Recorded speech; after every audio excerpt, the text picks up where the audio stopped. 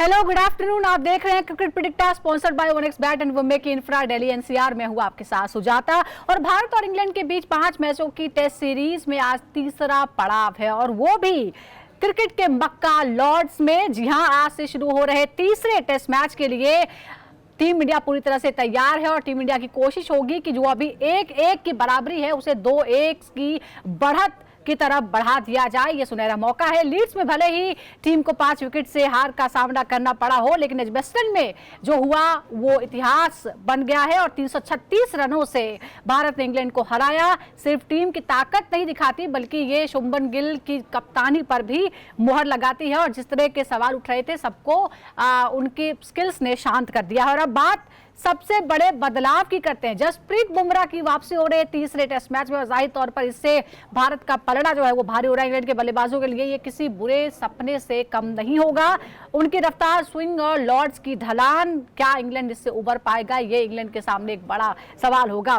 कुलदीप यादव को लेकर भी टीम मैनेजमेंट के बीच विचार चल रहा है। क्या उन्हें मौका मिलेगा? क्या भारतीय गेंदबाज कैच छोड़ने की जो गलतियां लगातार कर रहे हैं उसमें सुधार ला पाएंगे या वो गलती न दोहराई जाए? इसके लिए क्या कुछ किया गया है, इस पर भी बात करना जरूरी है। गौर करने वाली बात यह है, ये जो नई टीम इंडिया है इसमें ना रोहित की और ना ही कोहली की कमी खल रही है। बेंच स्ट्रेंथ ने दिखा दिया है कि युवा दबाव में चमकना जानते हैं और ऐसा ही हमने पिछले 2 टेस्ट मैचों में देखा है। अब सवाल यह है कि क्या गिल की यंग ब्रिगेड लॉर्ड्स में इतिहास को दोहराएगी? क्योंकि हम देख रहे हैं 2014-2021 में 2014 में जो MS धोनी ने किया, 2021 में जो विराट कोहली ने किया, क्या वो गिल की ब्रिगेड कर पाएगी? इस पर हम डिटेल में बात करेंगे क्योंकि आज ये बहुत ही स्पेशल दिन। आज से शुरुआत हो रही है तीसरे टेस्ट मैच की और वो भी क्रिकेट के घर, क्रिकेट के मक्का लॉर्ड्स में। बात करते हैं, 2 खास मेहमान हमारे साथ जुड़ गए हैं। हमारे साथ जुड़े हुए हैं former cricketer and selector Sarandeep Singh and senior sports journalist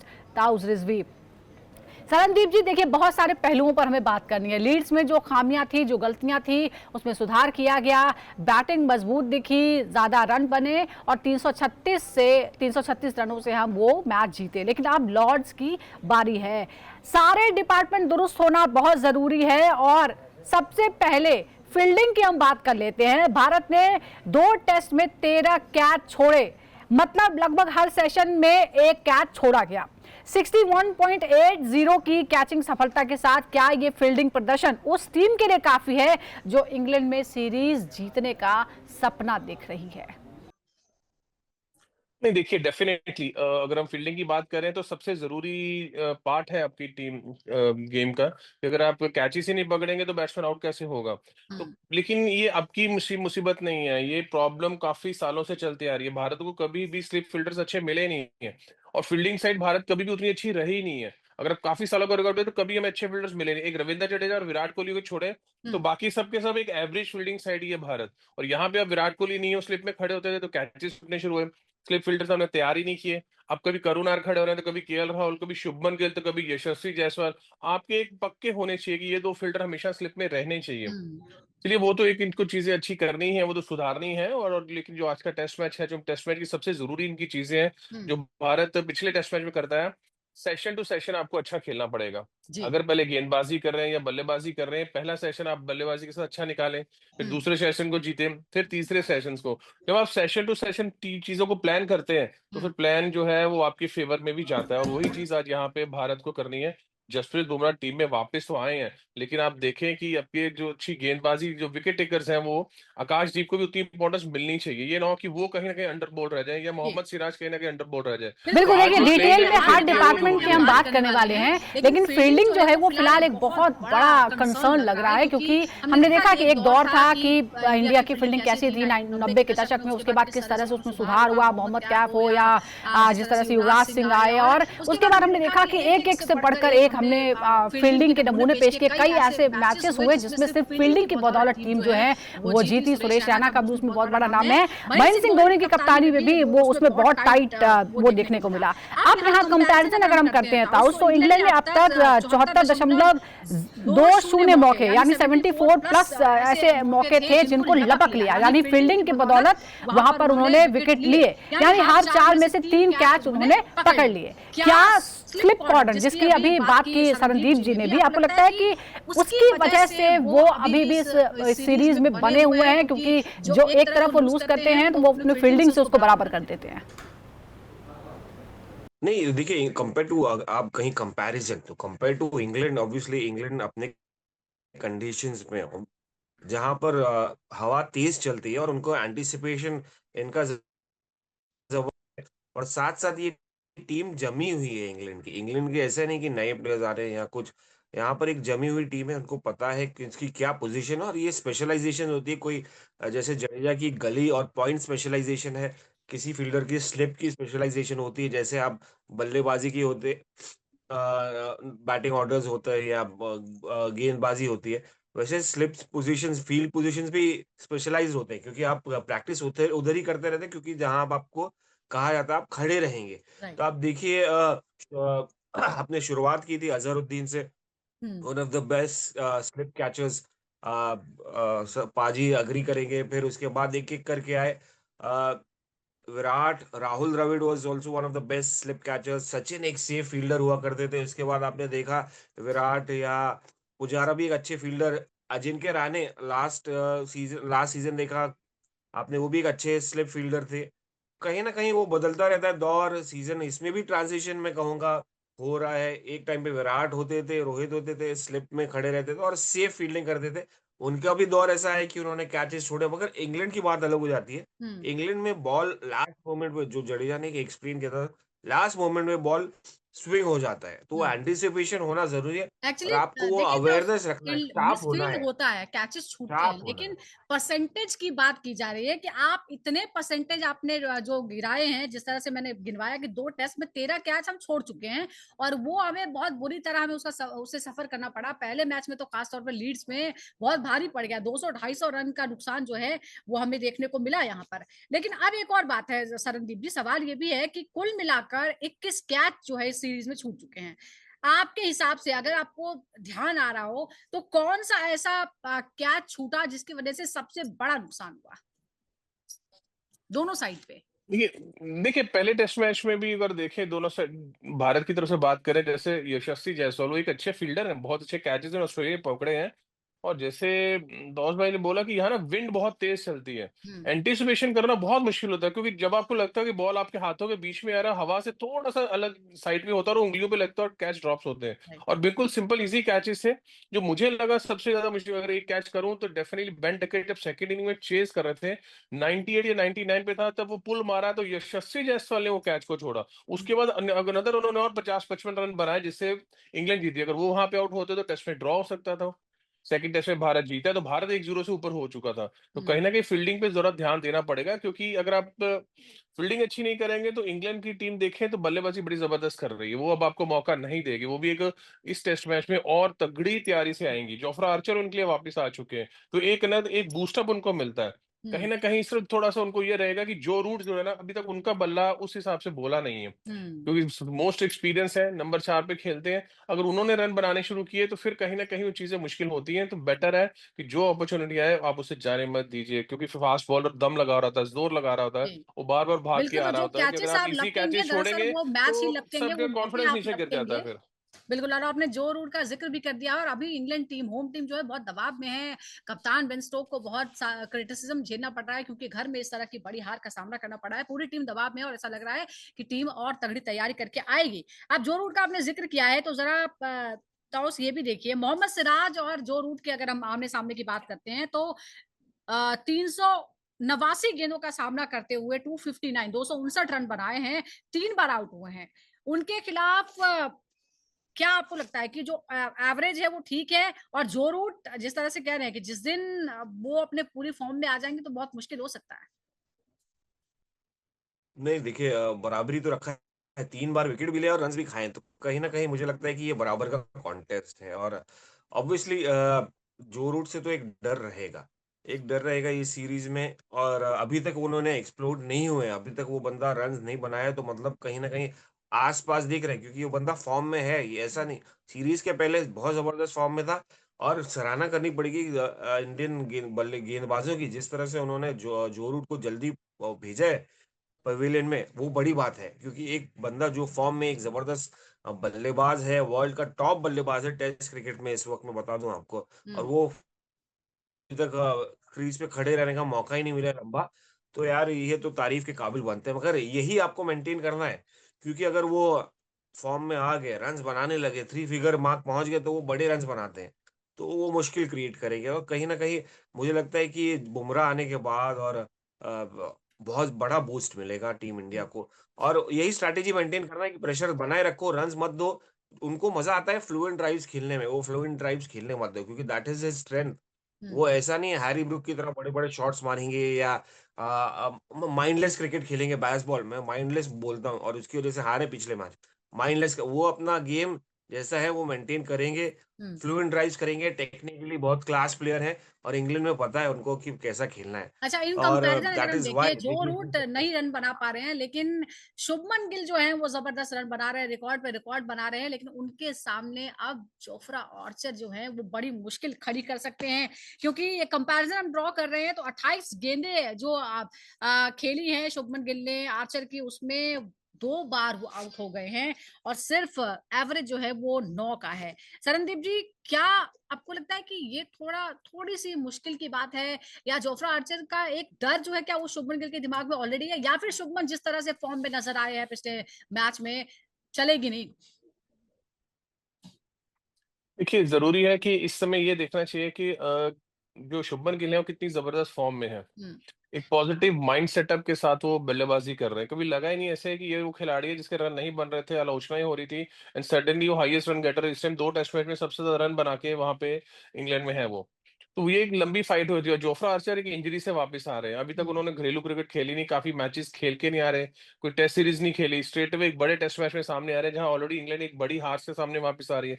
तो प्रेशर कहीं ना कहीं जोफ्रा आर्चर पे जरूर रहेगा। Shubman Gill positive mind setup, सब खेल रहे हैं, अच्छा हो रहा, रन बनते आ रहे, कोई ज्यादा सोचने की जरूरत भी नहीं उनको। सोचने की जरूरत है इंग्लैंड गेंदबाजों को कि बहुत ही हल्की तेज गेंदबाजी, उनके पास कोई ऐसा गेंदबाज नहीं है जिसने अभी तक फाइफर नहीं निकाला है, कोई बल्लेबाजों को तंग नहीं कर रहा, इजी बाउंड्रीज पिकिंग बॉल्स मिल रही हैं आपको मारने के लिए। तो जब अगर ऐसी गेंदबाजी हो रही है तो फिर दूसरी टीम को ज्यादा सोचने की जरूरत नहीं पड़ती है। और वो मैं इसलिए कह रहा हूँ कि ये गेम 5 दिन का गेम होता है, ये सेशन टू सेशन जीता जाता है। आप सेशन टू सेशन प्लान करके खेलिए, हर चीज आपके फेवर में जाती है। और वही चीज कहीं ना कहीं कोशिश इंग्लैंड को भी आज करनी पड़ेगी कि जो इनफॉर्म बैटिंग लाइनअप है भारतीय की, इन प्लेयरों को कितनी जल्दी आप लॉर्ड्स में तंग कर सकते हैं कि नहीं कर सकते। बिल्कुल, आपने यही कहा, हर सेगमेंट और सेशन के हिसाब से कौन जीता आज, ये बहुत इंपॉर्टेंट हो जाता है, और इसीलिए हम ये पूछते हैं कि आखिर एक दिन का जो खेल है उसमें किसकी जीत हुई, और आज पहला दिन होने वाला है।